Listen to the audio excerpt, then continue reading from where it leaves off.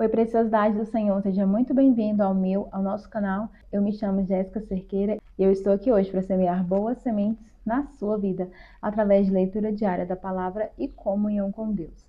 Você que está chegando aqui agora no canal e ainda não se inscreveu, se inscreva aqui no botão inscrever-se, curte esse vídeo para que a gente possa cada dia mais alcançar outras pessoas, tá bom? Como eu falo, bora semear boas sementes, tá bom? Vamos começar a nossa leitura de hoje com uma breve oração. Eleve seu pensamento a Deus e vamos orar. Pai querido, Pai amado, eu te agradeço por mais uma oportunidade de estar aqui lendo a sua palavra e também compartilhando dela, Deus. Que o teu Espírito Santo venha sobre nós, que possamos aprender, Senhor Jesus, de forma, Senhor, simples, de forma fácil, Senhor Jesus, um pouco mais de ti. É o que eu te peço, Senhor, fala conosco, fala comigo, fala com esse ouvinte, Senhor, que está me ouvindo. Eu te peço e te agradeço desde já em nome de Jesus. Amém. E hoje nós vamos ler o nosso 150º dia. A leitura de hoje vai ser 2 Samuel capítulo 15, a partir do versículo 23 ao capítulo 16, versículo 23 também. E toda a terra chorava a grandes vozes, passando todo o povo. Também o rei passou o ribeiro de Cédron, e passou todo o povo na direção do caminho do deserto. Eis que também Zadok estava ali, e com ele todos os levitas que levavam a arca do concerto de Deus. E puseram ali a arca de Deus, e subiu Abiatar, até que todo o povo acabou de sair da cidade.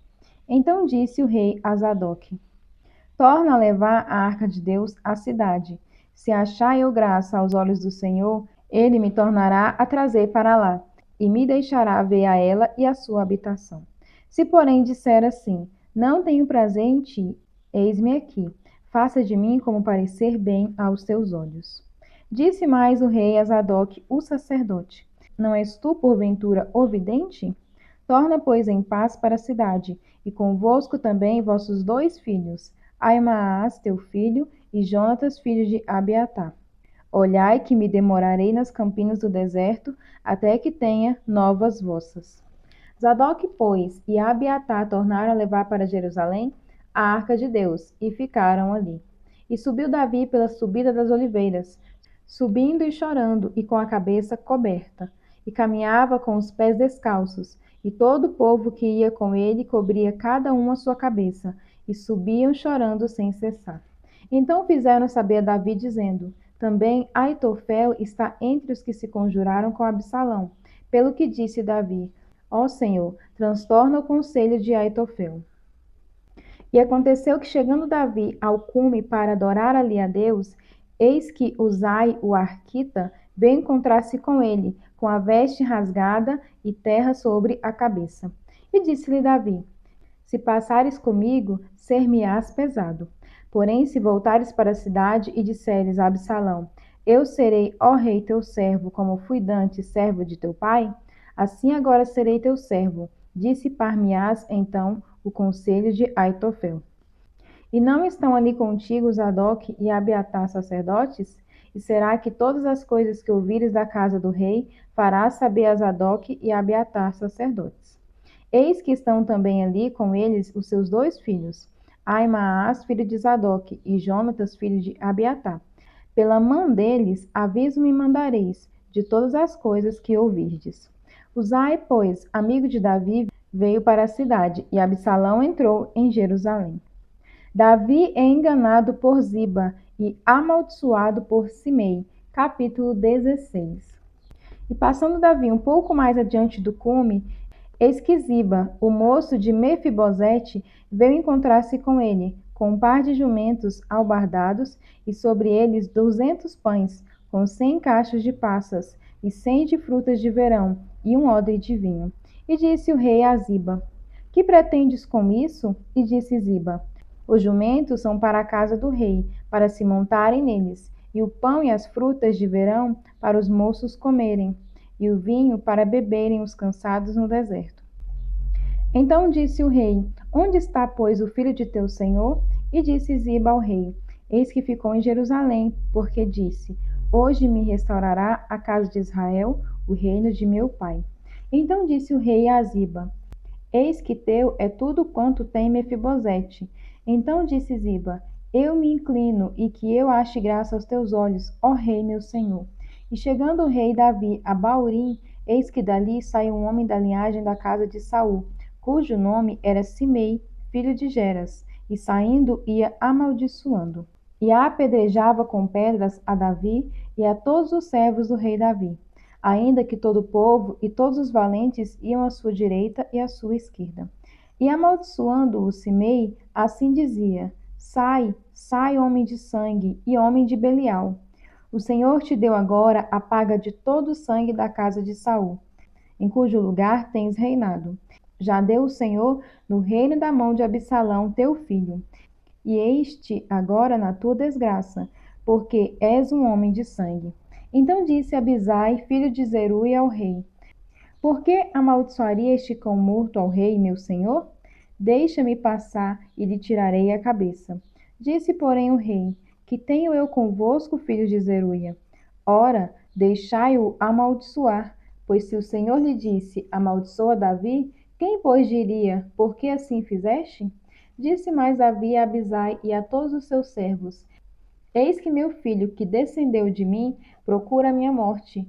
Quanto mais ainda este filho de Benjamim?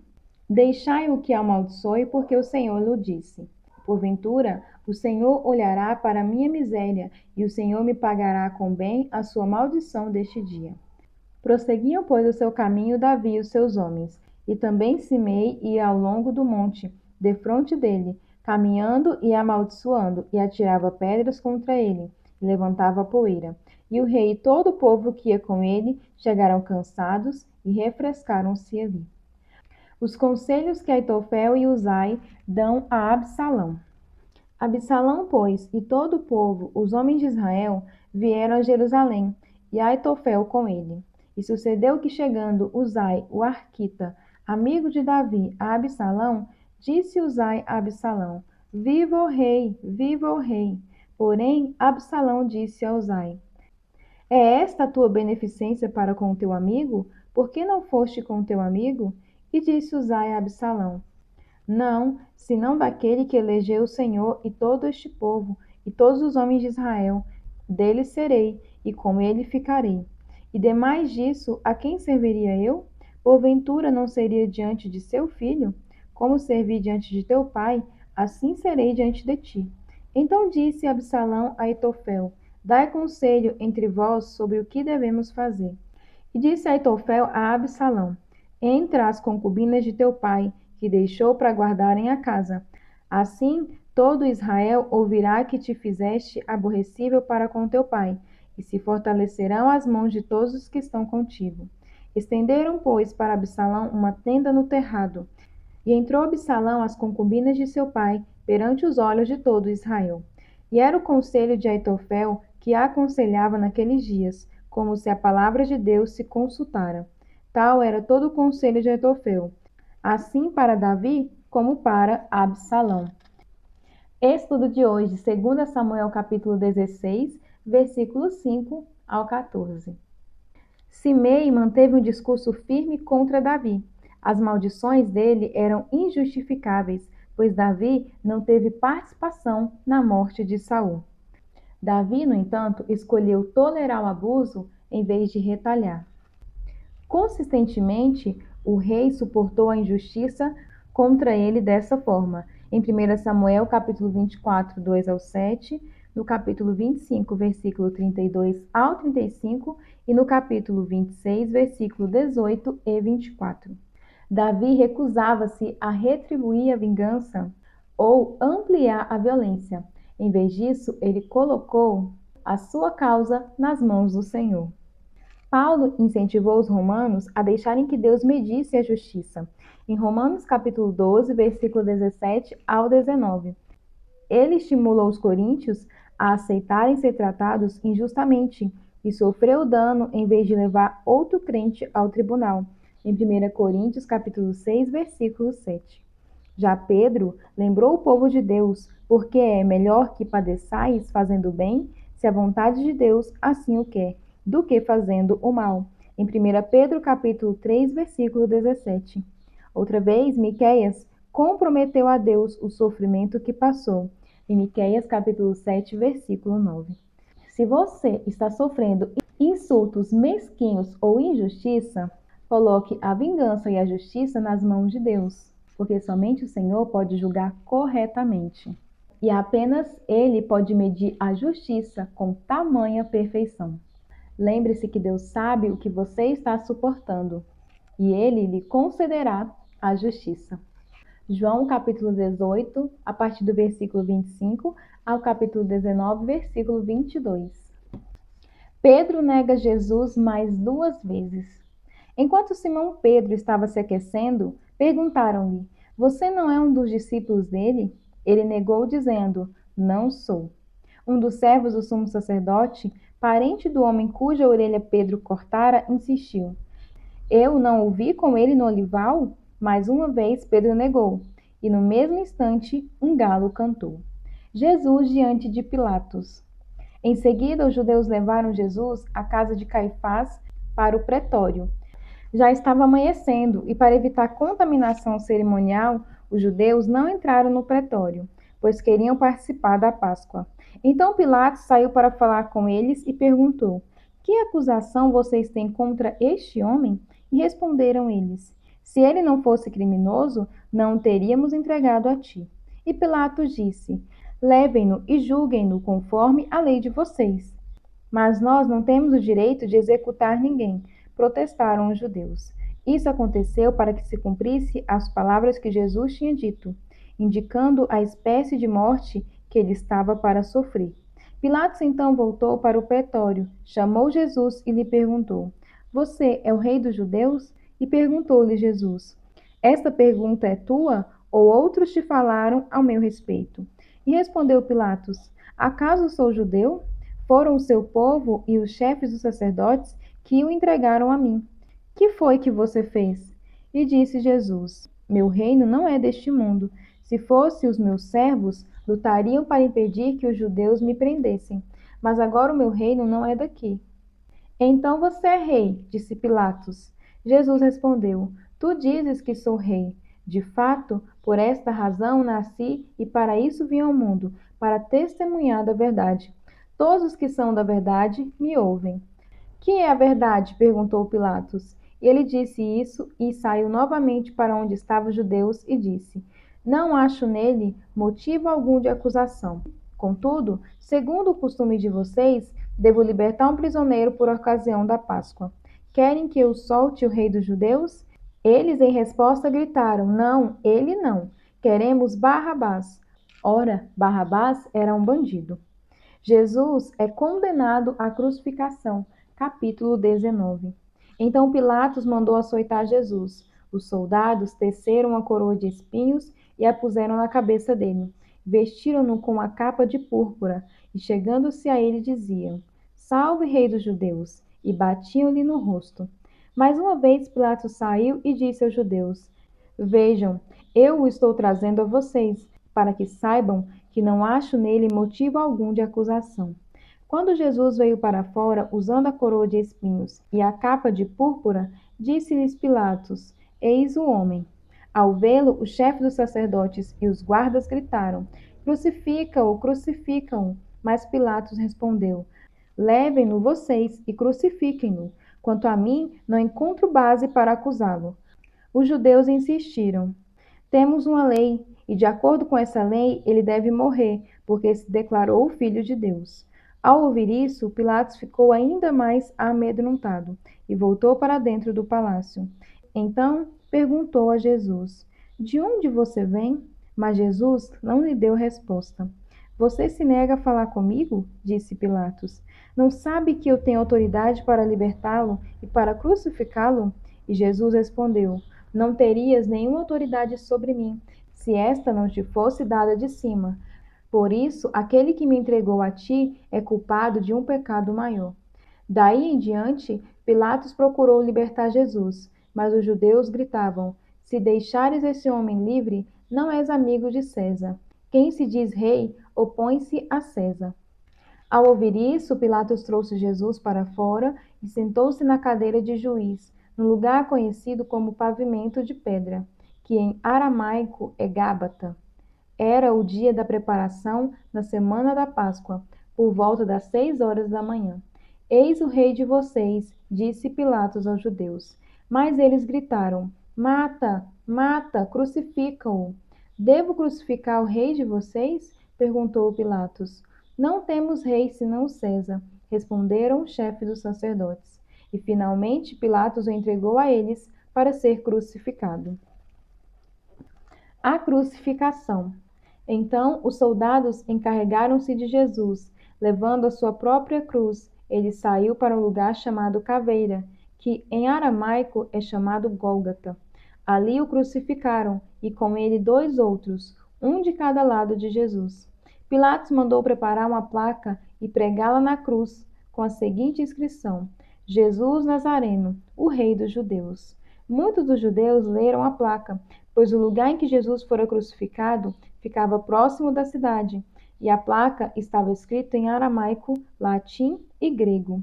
Os chefes dos sacerdotes dos judeus protestaram junto a Pilatos: Não escreva o rei dos judeus, mas sim que este homem se dizia rei dos judeus. Pilatos respondeu: O que escrevi, escrevi. Estudo de hoje, João capítulo 19, versículo 19 e 20. A placa acima da cabeça de Jesus declarava que aquele era um rei. A contradição era clara. Esse rei, quase nu, brutalmente agredido e executado publicamente, obviamente perdeu seu reino para sempre. Mas Jesus, que confunde a sabedoria do mundo, acabava de entrar para o seu reino. Sua morte e ressurreição atingiram o coração de Satanás, o pecado e a morte. Cristo venceria ambos e firmaria a sua glória eterna sobre todas as coisas. Poucas pessoas que leram a placa naquela tarde sombria compreenderam seu real significado, mas ela dizia a verdade. A placa estava escrita em 3 idiomas: em hebraico para os judeus nativos, em latim para os soldados e cidadãos romanos, e em grego para estrangeiros e judeus de outras terras que estavam visitando. Nada foi perdido. As variadas línguas da placa declaravam que Jesus é o Rei de todos. Jesus é o Rei dos judeus e dos gentios e de todo o universo. Vou repetir. As variadas placas, oh meu Deus, as variadas línguas daquela placa, as variadas línguas da placa declaravam que Jesus é o Senhor de todos. Jesus é Rei dos judeus e dos gentios e de todos do universo. Por Jesus ser o Senhor de todas as coisas, nada está além do alcance do seu poder. Nenhum trabalho, classe ou pessoa é irrelevante para Deus. Tudo o que fazemos e todos que conhecemos devem ser vistos sobre a luz de Cristo. Orando os Salmos. Esforce-se para moldar o seu coração em obediência hoje. Afaste-se das pessoas e dos caminhos que sejam enganosos. Salmo capítulo 119, versículos 113 ao 128. Aborreço a duplicidade, mas amo a tua lei. Tu és o meu refúgio e o meu escudo, e espero na tua palavra. Apartai-vos de mim, malfeitores, para que guarde os mandamentos do meu Deus. Sustenta-me conforme a tua palavra, para que viva, e não me deixes envergonhado na minha esperança. Sustenta-me e serei salvo, e de contínuo me alegrarei nos teus estatutos. Tu desprezas a todos os que se desviam dos teus estatutos, pois o engano deles é falsidade. Tu tiraste da terra como escórias a todos os ímpios, pelo que amo os teus testemunhos. O meu corpo se arrepiou com temor de ti, e temi os teus juízos. Fiz juízo e justiça, não me entregue aos meus opressores. Fica por fiador do teu servo para o bem, não deixes que os soberbos me oprimam. Os meus olhos desfalecem, esperando por tua salvação e pela promessa da tua justiça. Trata com o teu servo segundo a tua benignidade e ensina-me os teus estatutos. Sou teu servo, dai-me inteligência para entender os teus testemunhos. Já é tempo de operares, ó Senhor, pois eles têm quebrantado a tua lei. Pelo que amo os teus mandamentos, mais do que o ouro, e ainda mais do que o ouro fino. Por isso, tenho em tudo como reto todos os teus preceitos e aborreço toda falsa vereda. Provérbios, capítulo 16, versículo 10 e 11. Os lábios do rei falam com grande autoridade. Sua boca não deve trair a justiça. Balanças e pesos honestos vêm do Senhor, pois todos os pesos da bolsa são feitos por ele. E essa foi mais uma leitura do dia de hoje.